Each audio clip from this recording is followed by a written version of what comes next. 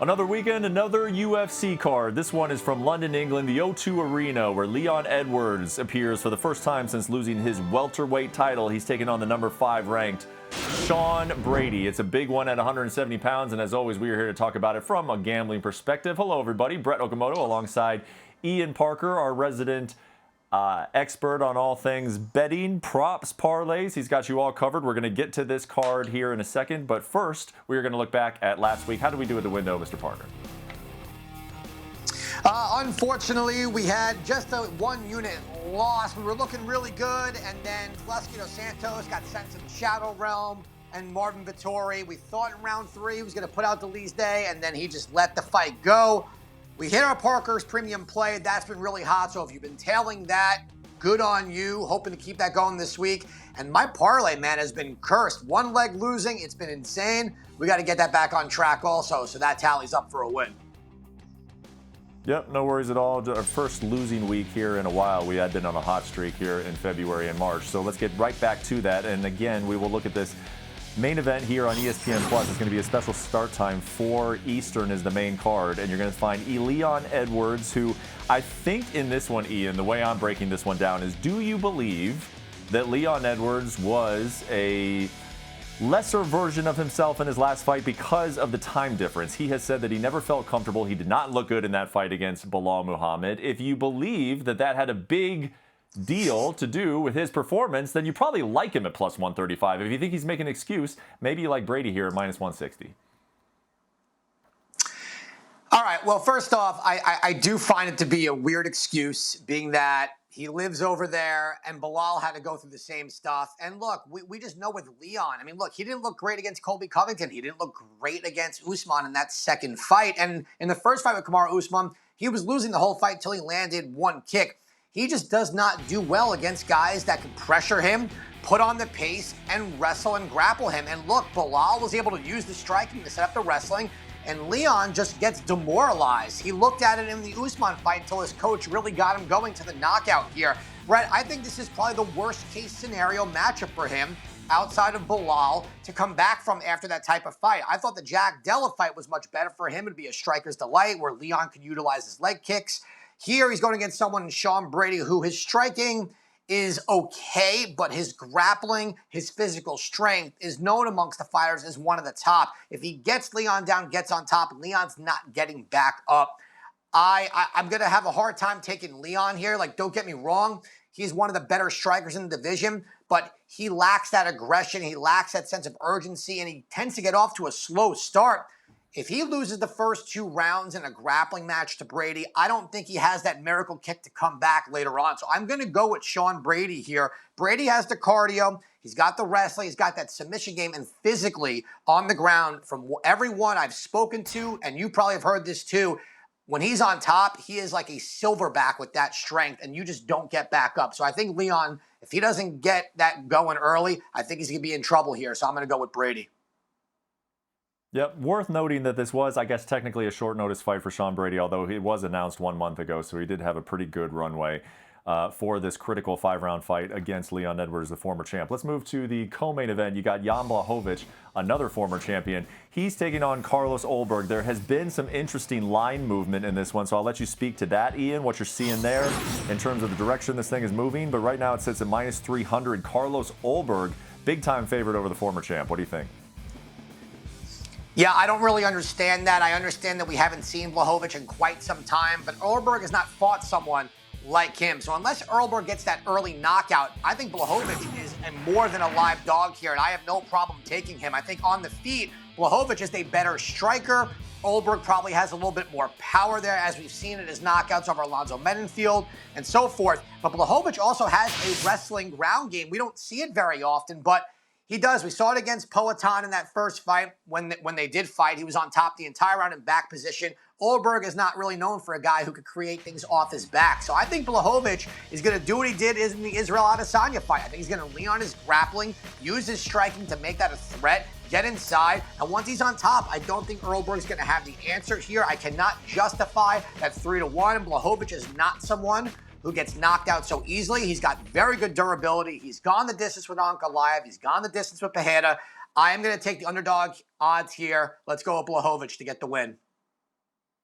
Yeah, I'm not surprised. The plus 240 is a little bit surprising to me as well. Obviously, Carlos Ulberg has looked fantastic. He comes from a smart camp, so you expect him to keep progressing. But Blachowicz has been a good underdog in his career, and he's a smart guy, and this is a big-time fight. It's a big step up there for Carlos Ulberg. So we're taking the underdog there, plus 240. You mentioned that your premium picks have been very, very reliable as of late. Your premium pick for this card is in the 145-pound division in a fight between Nathaniel Wood and Morgan Shire. What do you like? I like Shire here. I think wherever Wood is good, Shire is just better. We've seen him in the dogfight against Chepe Marisol, where he went at a crazy pace for 3 rounds. We know he can grapple. We saw in his last fight, he bounced back with a really great knockout win here. I don't see where Wood wins in this fight. I also think that Shire is going to be physically stronger than him, the bigger fighter. I think in this weight class, Wood is going to be in a little bit of trouble. I think on the feet, Shire just has to keep that pace going, move forward on Wood. I think he gets to win. These odds, I believe Shire should be a bigger favorite, around minus 175. Not that much bigger, but still, I think the value's there. I think he is a true to form blue chip prospect, while I think Wood is just that litmus test to get past to move up in rankings in this division. No, if you like him at minus 175, then that is definitely a premium play if you're getting 20 cents of value there on the featherweight fight. Your next play, so that's your premium play, but you also have a best bet in the 115-pound division. Talk about this fight at strawweight between the ladies.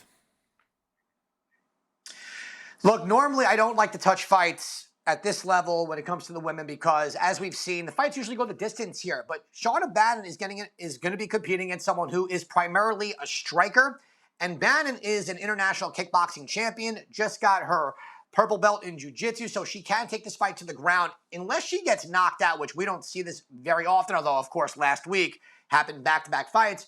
Bannon is a smart fighter. She strikes from a distance, constant lateral movement, and her opponent I do not think is UFC caliber, to be very transparent here. Does not threaten anywhere on the ground. So if this stays on the feet, Bannon's going to use her kickboxing, her movement. She'll probably outpoint her for a decision win. All right, so we're taking Bannon over Tumar there at 115 pounds. Let's talk about a welterweight fight, a guy that we almost never see against a guy that we see seemingly every week, and that is Kevin Holland versus Gunnar Nelson. What do you think of this line? It's an interesting one because of those circumstances. The guy that we don't see very often, still the favorite here at minus 125.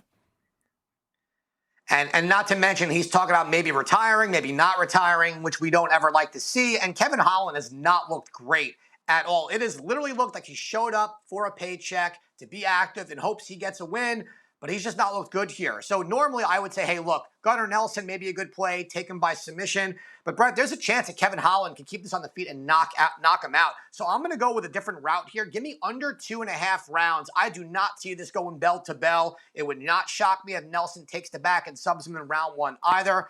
I'm going to play it a little bit safer, though. I don't care who gets the win. As long as it's under 2.5 rounds, we cash that ticket. For sure. And I got to say, I do despise taking fighters who are thinking about retirement. It just is not a profitable thing to pick at over the course of time. But if there is going to be somebody that I think does come in really prepared and wanting to get a victory, just because of the type of person that he is, and just I don't think he'd be taking the fight unless he wanted to win it. So it doesn't really scare me too much with Gunnar Nelson. But again, historically, not something that you want to do a whole lot of is take a guy who's considering retirement. Your last best bet of the UFC Fight Night over there in England goes to the middleweight division. It is Christian Leroy Dunking, a massive favorite over Andre Polyaev. And you are taking the over 1.5 rounds, even with a significant favorite there in Christian Leroy Dunking. I do. Polyaev is someone who's got good durability. He can clinch, he can wrestle. And we know Duncan has gotten better with his takedown defense. Also has a little bit of a ground game in himself.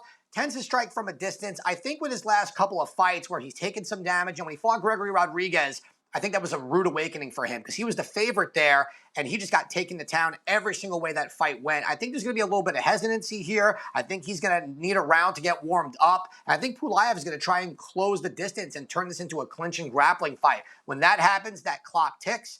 Do I think Leroy Duncan is capable of a knockout? Yes, but I don't think it happens all that soon. For me, that probably heads towards the end of the second round. I think we get past 7.5 minutes here, and I'm going to roll with that play. All right, so we got some sides. We got an underdog play there in Jan Blachowicz. We've got some totals that we've discussed here. How about a prop? Give me your prop for UFC Fight Night over there, the O2. Look, when we talk about props have been pretty good to us lately. Jordan Vucenic, I think, gets Chris Duncan out of there inside the distance. He's looked very impressive so far, even when losing in his UFC. And Duncan has just taken a lot of damage, lost his last couple of fights. I think this is a showcase fight for Vucenic, and I think he gets it done here in dominant form.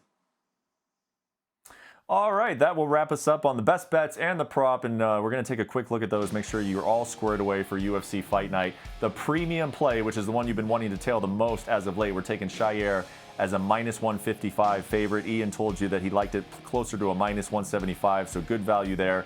And then 5 additional best bets. Sean Brady on the money line in the main event is our second most confident one. You're putting 3 units on that, spreading out 2, 1, 1, and 1 over the remaining best bets.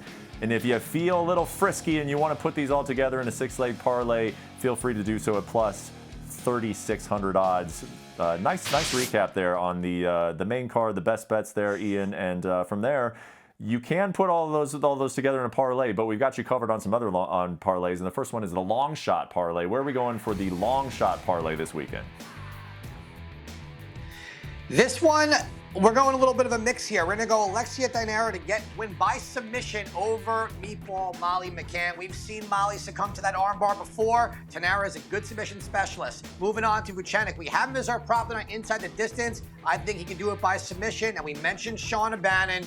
I think she's going to win on the feet by decision. We're getting a very solid number there. Three favorites by method. Let's go. All right, so there is our long shot parlay. We take a little tiny shot at that for some big odds. This one is the one we have a little bit more confidence on. It's our Parker's parlay. Where are we going?